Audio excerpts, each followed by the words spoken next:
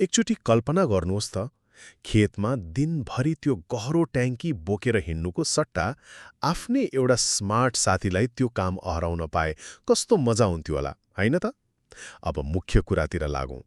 पहिलो कुरा, यो मसिनले खेतमा कीटनाशक औषधि र मल एकदमै समान रूपमा छर्किन्छ। अब तपाईलाई लाग्ला कि यसले जथाभावी औषधि छर्किन्छ र?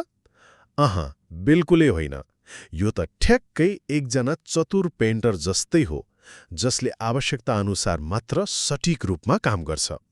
यसले गर्दा हाम्रो वातावरणको पनि राम्रो संरक्षण हुन्छ। दोस्रो कुरा, यसले हाम्रो समयको ठूलो बचत गर्छ र शारीरिक श्रम त पुरै घटाउँछ।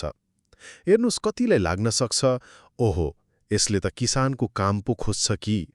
तर वास्तविकता अर्कै छ।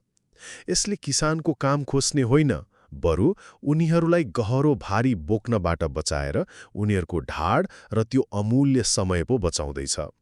र अन्तिम कुरा, यसरी आधुनिक प्रविधि अपनाउँदाखेरि एकातिर उत्पादन बढ्छ भने अर्कोतिर लागत घट्छ।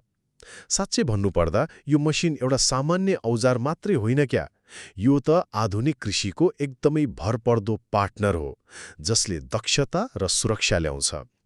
समय र श्रमको यस्तो बचतले अन्ततः कृषिलाई अझ स्मार्ट र फाइदाजनक व्यवसाय बनाउँछ। समग्रमा भन्नुपर्दा रोबोटिक स्प्रेयरले कृषिको कठिन शारीरिक श्रमलाई हटाएर यसलाई एक सुरक्षित, सस्तो र स्मार्ट साझेदारीमा परिणत गर्दैछ।